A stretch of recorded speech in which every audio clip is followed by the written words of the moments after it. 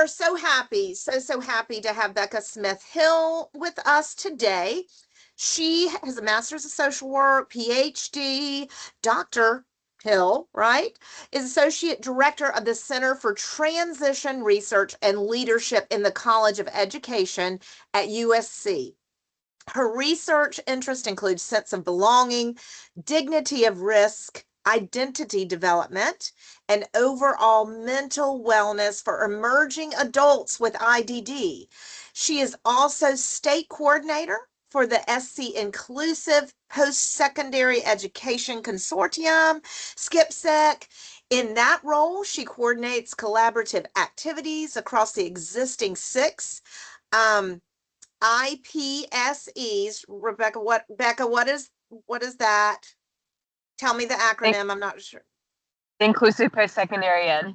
There we go. Okay. Yep. The programs. Inclusive Post-Secondary Education Consortium in the state. She is a former middle school and high school special ed teacher and has over 7 years experience working in inclusive post-secondary education. I got a sneak peek, y'all, at her PowerPoint. I think we're in just in really good hands and lucky to have Becca here. Thank you so much for coming to share with our group. These are independent living providers. As everybody knows, this will be recorded. Becca, you gave us permission. So thank you for that because we can spread the word. So I'll let you have it. Well, thank you so much, Becky, for that really kind introduction. And I'm going to apologize up front that I am sitting outside at the moment. I was going to do this from home. So my office building at USC is being renovated this summer, so we can't be in there. I was going to do this from home, and then some construction is going on at my house. We had some damage in the storm earlier last week. So anyway, it was loud at my house. So now I'm at a coffee shop, but the inside of that is very loud too. So I apologize. Can y'all hear me okay? I can. Yeah. Okay. I apologize for any background noise or things that occur, but we go with it, right? So I'm going to share my screen. Let me get to make sure I'm on the right place on the screen before I share. All right. And I'm also going to make sure I share the that y'all can hear what I'm going to put on my screen because I want to share a couple little videos with you. All right, are y'all seeing the slides? Okay. To the first one. Let me make sure my settings are correct before I get started.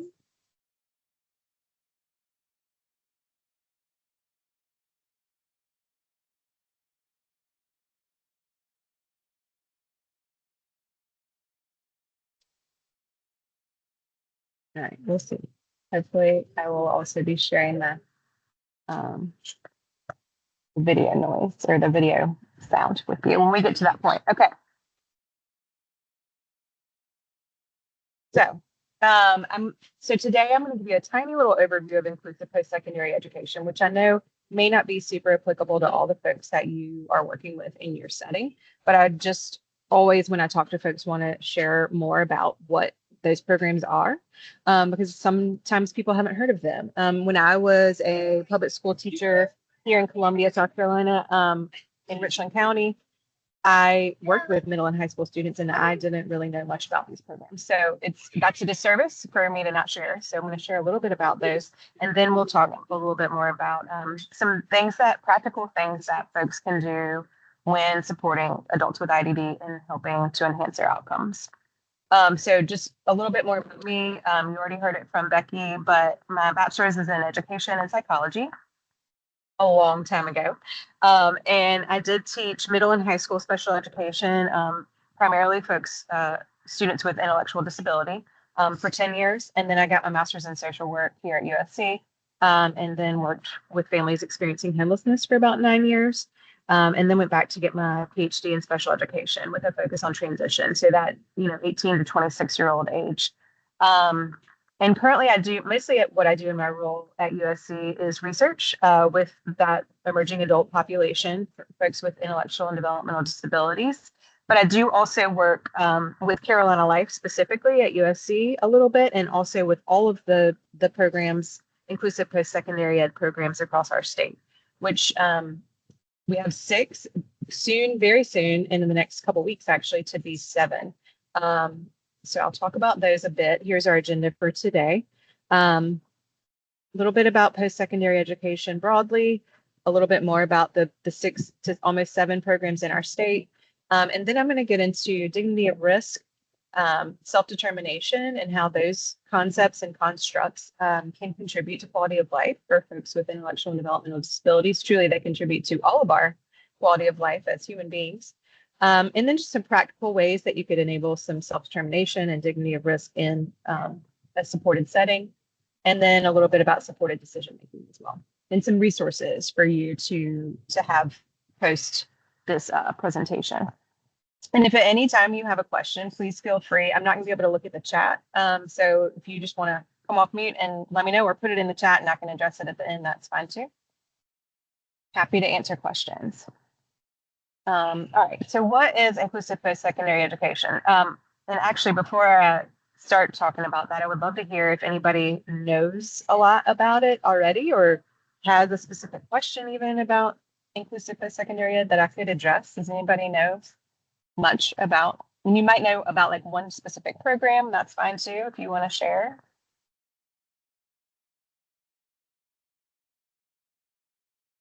All right, so maybe not much knowledge yet about inclusive post-secondary ed. So that's good to know. So I will make sure I address any questions that we might have.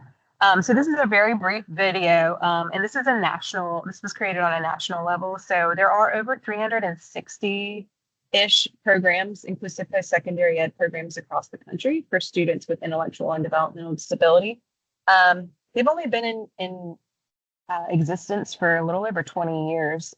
The Higher Education Opportunity Act of 2008 really kind of set the funding and the ball in motion to have more of these programs established. So really only about 20 years in existence for a lot of these programs, but we have 6, like I said, almost 7 in our states, which is a lot considering the size of our state. So I'm going to play this video, and if you cannot hear the sound, let me know and I will just open it in a different window.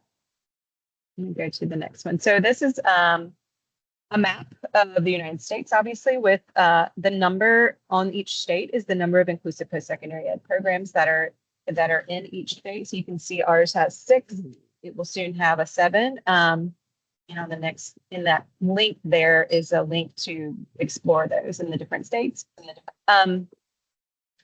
So in our state of South Carolina, these are the logos for the programs that we have. We have Carolina Life at USC, Clemson Life at Clemson, Coastal Carolina Life at Coastal Carolina University, Winthrop Life at Winthrop, USC Aiken Life at USC Aiken, College Charleston, and then the newest one that will be enrolled, that has students to begin in the next couple of weeks, is Midlands Tech, Midlands Life.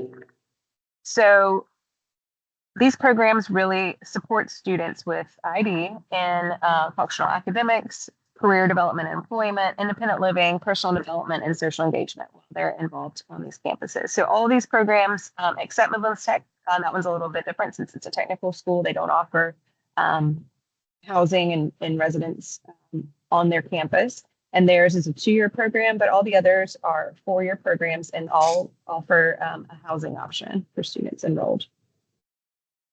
All right, and I was going to show you another video, but this one is really about dignity of risk. I'm gonna have to figure this out for next time I do a Teams meeting. I apologize, friends. But dignity of risk, does anybody know what that term means? It's a newer one for me when I started my PhD, even though I've worked with folks with intellectual and developmental disabilities for over 20 something years. That term dignity of risk, I had never heard. Has anybody heard of it or want to take a stab at what you think it might mean? I don't know that I know the definition, but I guess I think of it as being someone's right to make mistakes and to figure it out, Yes, 100%. With support, maybe, but to do all that they can for themselves, and that's how we all learn. We all make mistakes. Yes, you are so right. Thank you for sharing. That is exactly right, and that really is what it means. And in the context of individuals with intellectual and developmental disabilities, it's more important even than just for the typical human, because all of us on this call can probably agree that we've seen it happen, or we've even been the person that's doing it. A lot of times folks with intellectual and developmental disabilities are overprotected, right? Like we are thinking we're doing the right thing. It comes from a good place. I used to see it as a camp counselor. I used to see it in a public school setting where parents are really worried. And to be honest, parents in general a lot of times overprotect their children, right? But once someone becomes an adult, um, the idea of dignity of risk is that every human being, every person who is of age as an adult should have the right and the dignity to make their own decisions. And sometimes that means taking a risk. When I talk to college age parents, parents of college age students, usually when I say that word risk, everybody gets really the worried, like wide-eyed look. But risk doesn't have to be anything super scary. Taking a risk can mean picking out your clothes that day, even though you might wear shorts and it's cold outside. But that's your decision, right? Like you might have somebody informed you, it's kind of cold. You might want to wear a jacket. A teenager leaves the house often, and I tell him, it's cold outside. You might not want to wear shorts. And he makes his own decision, right? So everybody in life should be given the opportunity to make their own decisions. And sometimes that means making a mistake, because like Kay just said, a lot of times human beings, we learn the most from our mistakes. Somebody doesn't learn how to swim by me telling them how to do it. They learn how to swim by being in the water and actually taking on that action and physically doing it, right? So yes, it can be a little bit scary for providers, for disability support providers, and any supporters in a person's life to hear that word risk. But truly, it doesn't have to be the scariest end of risk there. It's just making your own decisions and feeling in control of your own life. And that really comes into play with the next concept too, that I'll talk about, which is,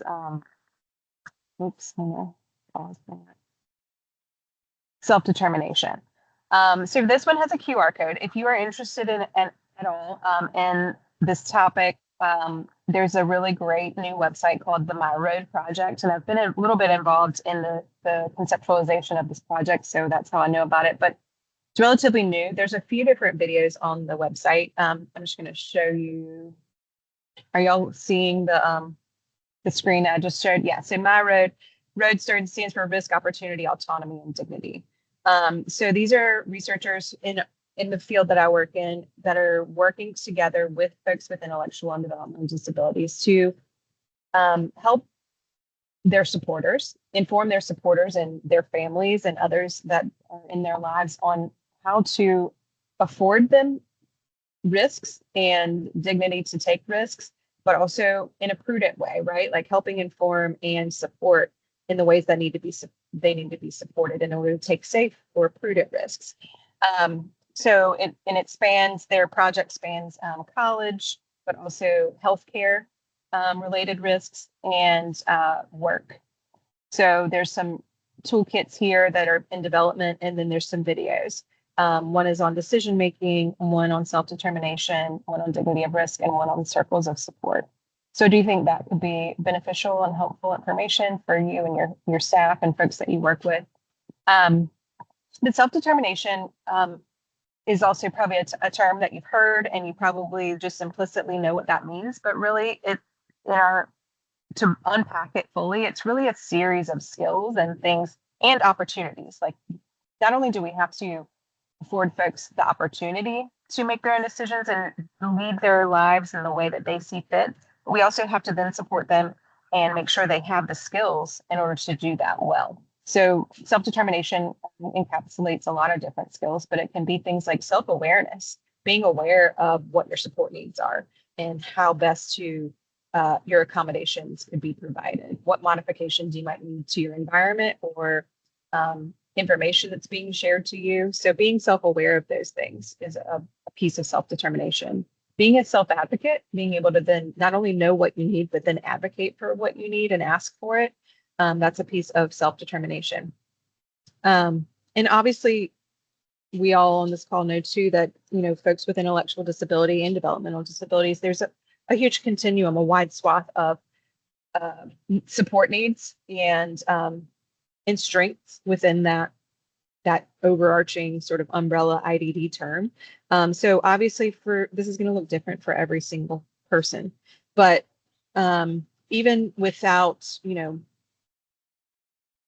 verbal communication being your primary mode, there are ways to help folks at all different support need levels become more self-determined and have them help them make decisions, help them become more self-aware, be able to be self-advocate. So what the research shows us about these two things, so self-determination and dignity of risk go hand in hand, right? If you're making your own decisions and you're feeling like you have ownership over your life and you're able to be the arbiter of the choices that are happening and what's happening to you, then you're just inherently taking some more risks. But the research shows us that self-determination is a core dimension of quality of life for every single human being. And it makes sense, right? Like when you don't feel in control for whatever reason, that doesn't feel good. That makes us more anxious. It can make us depressed. When things are just constantly happening to you and you're not in control of any of it, that's not good for folks' mental or physical health, or quality of life overall. So research shows that when people with IDD are supported to make their own choices, set their own goals, direct their own lives in whatever little way possible, they have greater autonomy, obviously, but greater satisfaction with their life and overall well-being. So it just makes sense that we would want to support that for folks. And then dignity of risk makes that self-determination meaningful, right? If we're always overprotecting people from making a mistake for whatever reason, either we don't want their feelings to be hurt, or we don't want them to be sad, or we don't want them to get physically hurt. Like some of those are rational reasons, right? But to not want someone to make a mistake because it might make them feel bad or make them sad is really protecting people from the range of emotions that human beings should all be experiencing. So dignity of risk really plays into that, and like helping people take informed risks and turning that into an opportunity to learn and build confidence and competence, right? We all want to feel like confident and competent human beings. And if we're always overprotected from something, then we're not ever really achieving that. And then that last one, we have research that shows that person-centered supports that balance choice with some safeguards, because we know that, folks with IDD often have support needs that warrant maybe safeguards to support them. But all balancing those things can lead to better quality of life outcomes, which is really just what all of us want for ourselves and want for the clients or people that we're working with. So I'm going to give you a few minutes, providers and everyone on the call, just to think about, and then hopefully maybe a few people will feel comfortable to share about some ways that maybe you're already doing this, or ways that you've maybe been thinking since I've been talking about ways that you could do more of this with the folks that you support. So I get it. I mean, I've worked in a school setting, so I know that there are often, you're bound by some rules, right? And you're bound by bureaucracy often of like making sure people are safe. So it doesn't have to be crazy big risks, but what are some ways you could provide opportunities for self-determination and risk for your clients so that they can achieve that better quality of life? And if these things seem difficult for you to apply in your setting, bring that up too, and maybe we can all together problem solve and come up with some ways. And the arrows at the bottom here are just some ideas to get your brain going on ways that you could provide opportunities for these things. So I'm going to give you just a couple minutes, and then if anybody wants to share, I'd love to hear.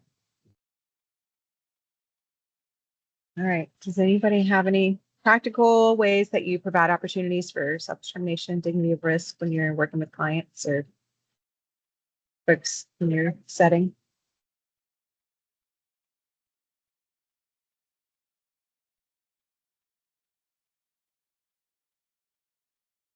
My mind goes to Becca. My mind sort of goes to like more of a coaching model, right? And this, you're dealing with a group of folks that provide independent living skills. So this is an Okay. excellent topic for them because Awesome. I love that your research shows self-determination is like the first step to pretty much making a difference in your life, right? So, Mhm.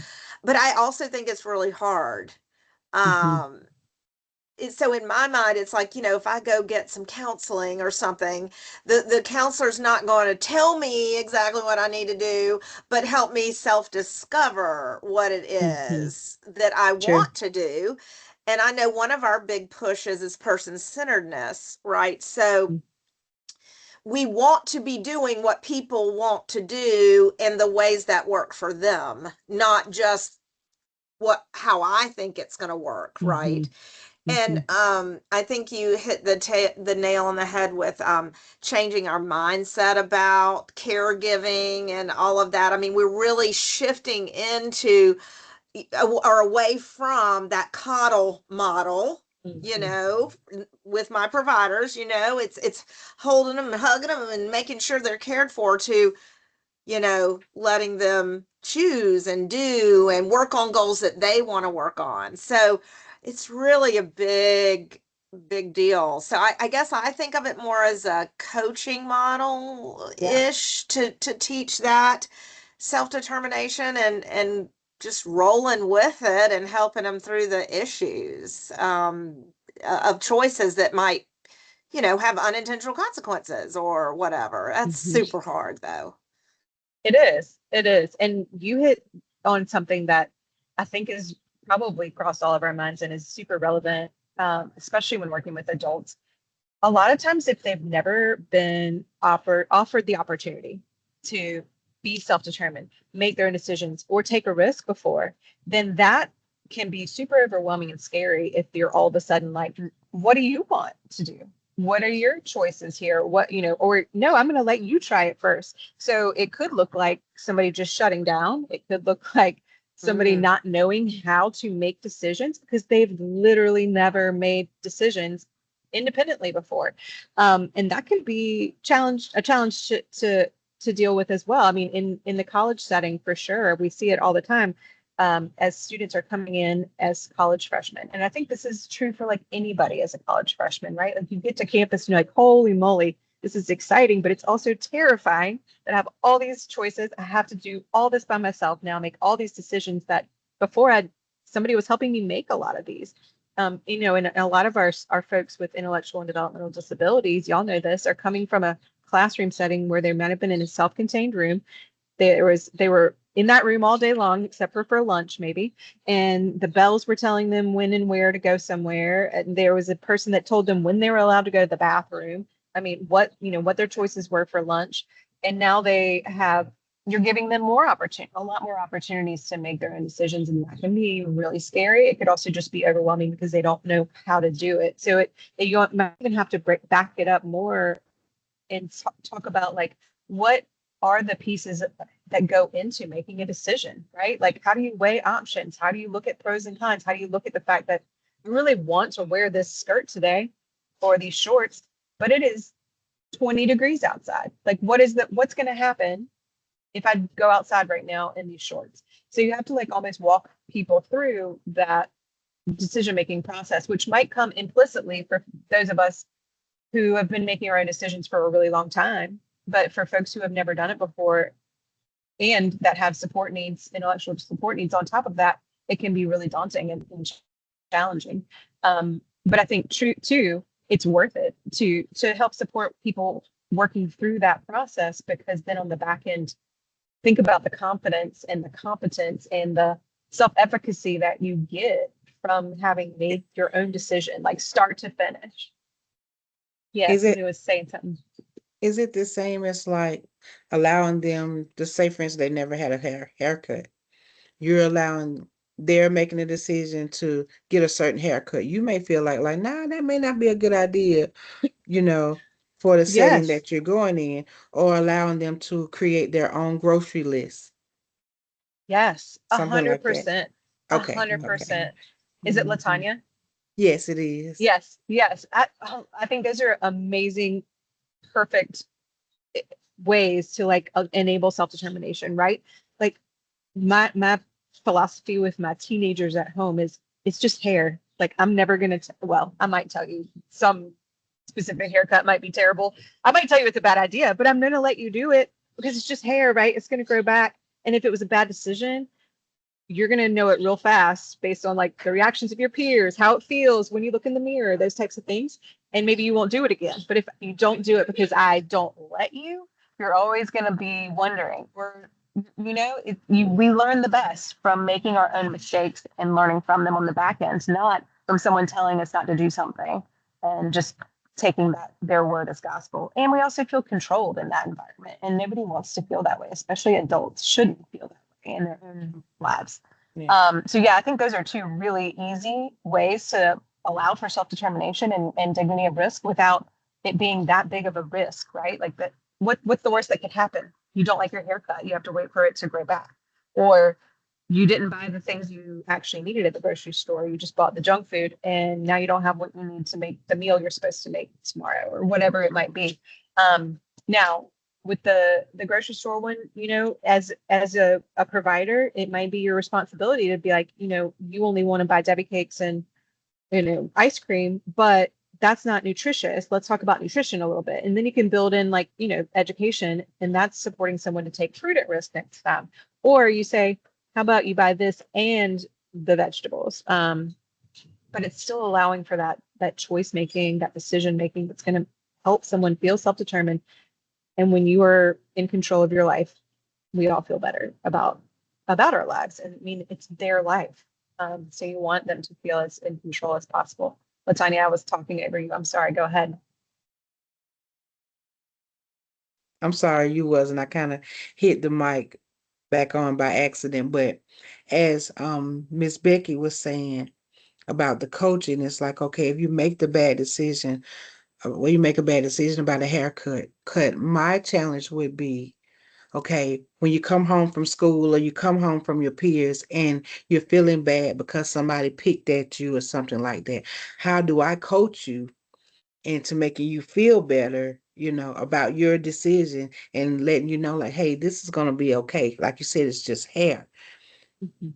You see I what I'm mean, saying? It's yeah, like the 100. emotional part of it would be the challenge for most people. It's like, how do I pull you back from that? How do I keep you from having a breakdown or meltdown or something like that because now you're feeling bad? Yeah, no, I think that's a really, really valid way to feel as a coach or as the support provider, right? And I think you named a couple things that I would do, right? Like I would say to the person, golly, it does feel bad when someone picks on you or when you feel like someone was judging you on something that you were proud of or you thought it was a good haircut and somebody made fun of it. That feels terrible. Let's talk about it. And I would just like let them get it out, like talk about it, be sad, be mad, however you're feeling in the moment, and then say, okay, but your hair's going to be like this for 6 weeks until it grows back out or whatever, and really challenge them to say, okay, how are we going to cope with it for the next 6 weeks? What are you going to do? Maybe you could wear a baseball hat. Maybe, come up with some ways to deal with that, the ramifications, the physical outward appearance, but also I would just allow for those feelings and say, you know what? Sometimes it's really hard to be a human, and I feel sad sometimes. I always try to give uh, times when I've felt that way in my own life when I'm dealing with someone who's working through hard emotions, not taking the spotlight from them, letting them vent, but then also saying, I felt that way too. Like validating and giving perspective can really be really helpful for folks when they're really feeling low or like they're in a bad place. And then also though, putting it in perspective of this isn't forever. This isn't a forever feeling, but it's also not a forever haircut. So these things are going to change. Sometimes decisions that we make, we realize they were not the right one, but now that's not a haircut for you, or whatever it was, the decision that they made that didn't have the outcome that they desired. But I think that really is allowing humans to experience their range of emotion. Overprotecting someone from feeling sad, it might feel like in our guts, like we want to do that. And as a parent, I want to do that for my own kids. But if I do that, like, am I really allowing them to fully experience what it is to be human. I know there's like a quote, and I'm going to butcher it, but it's something to the effect of like, you can't feel as happy in your happy moments if you haven't felt sad ever, right? Like there's no dichotomy, there's no comparison. So if we're always ever protecting people from feeling sad or disappointed or upset, then they're not feeling the full range of human emotion. And I think that really is what plays into this being a contributor to quality of life for people. Because we all want to feel all of the range of emotions. And yes, nobody wants to feel sad, but without sadness, the happy and the good stuff isn't quite as sweet. Yeah, so I probably didn't really answer your question, but I think, just letting people feel their emotions and recognizing, and that's another thing that I work on in some of my research, and it's not really touched on in this presentation, but a lot of times folks with intellectual and developmental disabilities, for a lot of reasons, don't have the words or the understanding to even recognize what they're feeling.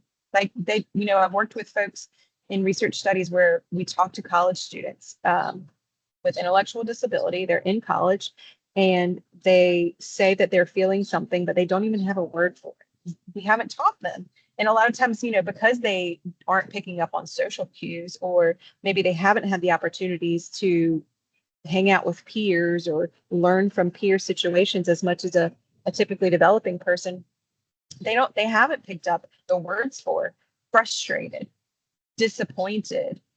Those types of like words really encapsulate feelings really well. But if you don't have the verbiage to say how you're feeling, that can be a really limiting factor when you're interacting with someone. So I think that's a big piece of supporting someone to be self-determined, is helping them understand what they're feeling. And sometimes that means like very basic, explicit feelings instruction. And I have resources on that. If Becky or whoever wants, if you think that's something that could be useful, I think I have stuff that I could share that we use with emerging adults with ID on how to just talk to them about their emotions and then talk about positive coping strategies. If you're feeling those negative emotions, that negative side of the emotions, feelings wheel, like the disappointment, the grief, the sadness, what are some positive coping skills and ways that you can deal with those emotions? Because we all feel them and we all should be able to feel them, but then knowing how to handle them when they come up is another facet to it, right? Latanya, thank you for sharing. Anybody else want to share ways that you think you can allow for self-determination or dignity of risk in your setting?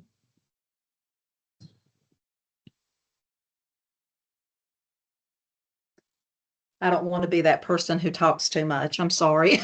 No, please No, do. no, Thank you.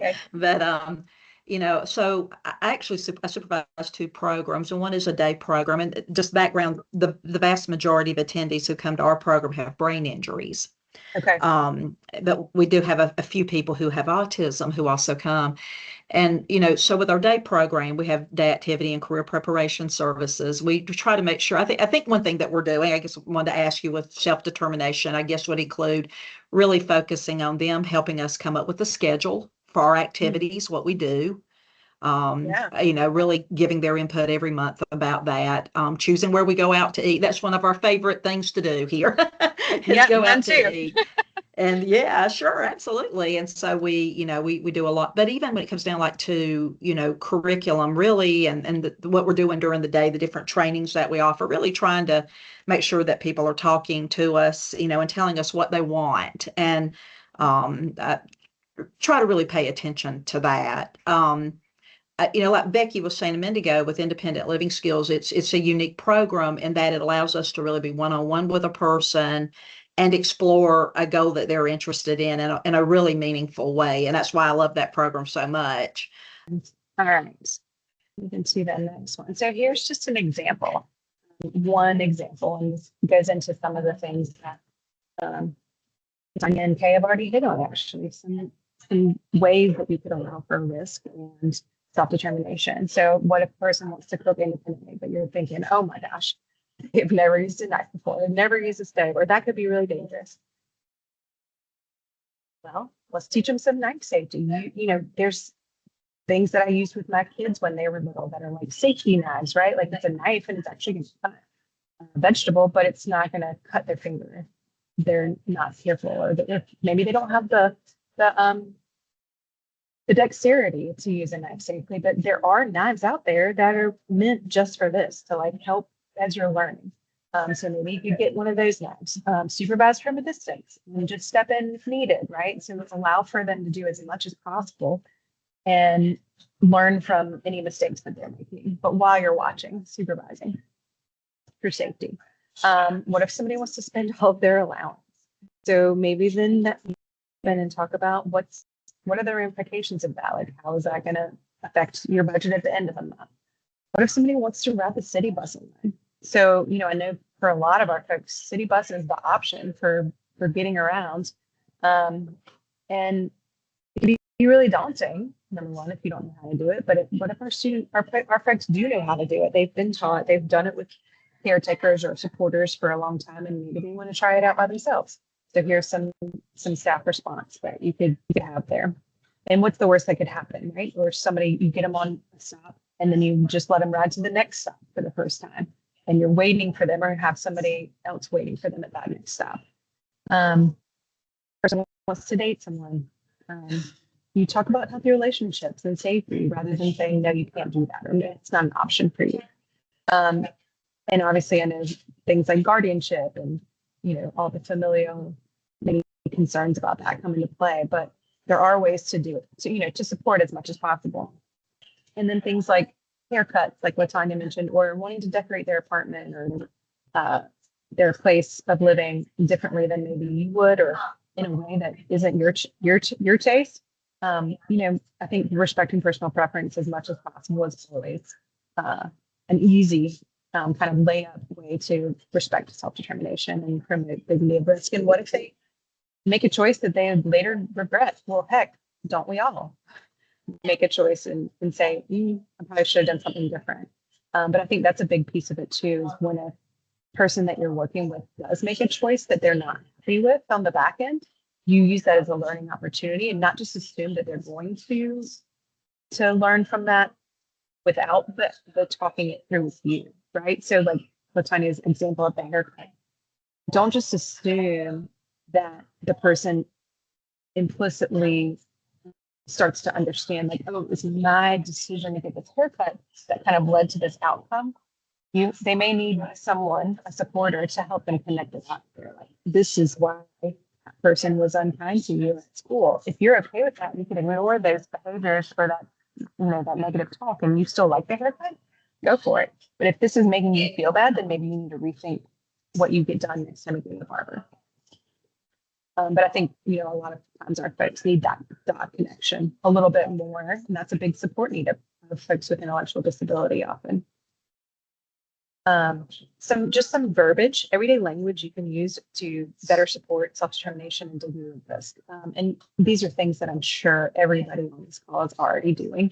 But just next time, and I try to do it again with my teenagers at home as a parent, instead of saying, I need you to do this, or you should do that.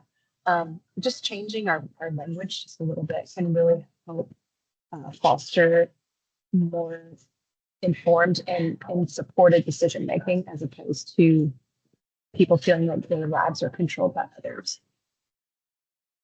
So what do you think would happen if you did that thing that you're wanting to do? You know, if you're thinking it's a terrible idea in your head, but you don't want to say, no, you can't do it. You want the person to come to that reality on their own. What do you think would happen? And maybe they're not coming up with realistic options. If they don't have any negative outcomes to be thought of for something that you know for a fact is going to have a negative outcome, then use that as the learning opportunity and be like, well, I see you see some of the positive outcomes, but these things could happen too. Are you okay with that? And that helps someone make a prudent decision. Another QR code for you, and I'm just going to pull up the website really quickly, but this is AbleSC, which you know probably heard of, I think in tandem with the ARC. And you may already know about this. If you do, great. Has come up with some supported decision-making resources for providers that might be helpful. And this could be also helpful if you're navigating working with families. And maybe families who are a little bit more resistant to allowing for some of the decision making and risk taking that we're hoping for. So there's some resources, some materials here that might be helpful when you're working with clients and families for related to supported decision making. And then this is just a quote that I think well encapsulates what we hope as supporters to provide for folks when we allow for self-determination and dignity of risk. It's not the path, which is the difficulty, rather it is the difficulty, which is the path, which to me just says, just because mistakes are going to be made, we're going to stumble, we're going to fall, bad things are going to happen. It's not, we don't want to necessarily prevent that, because that is part of being a human being. And that is part of life that we want everybody to be able to experience, is the hard stuff too. I mean, when I talk to parents about this, and I can see that they're terrified of their kid taking a risk, right, and getting hurt potentially, either just emotionally or physically even. I ask them to recall something in their emerging adulthood life, when they're in their 20s. Think of a bad decision you made, something you did that you these days would never do, or that you would tell your own kid, don't do that. That was a bad decision. But then think about what you learned from the ramifications of that. Like, maybe it turned out well. Maybe you took a risk, and you wouldn't want your own child to take that risk, but gosh, you took that risk and it turned out really well for you, and you had a great time and you have great memories. Or maybe it didn't turn out so well and you learned a lot from it. So I just encourage everybody who ever works with individuals who have higher support needs and need our support, to allow for their dignity and their self-determination as much as possible. And that's all I have. So what questions or what other resources maybe would you like that I could provide and share with Becky to then share with y'all? Or what else would you like to share?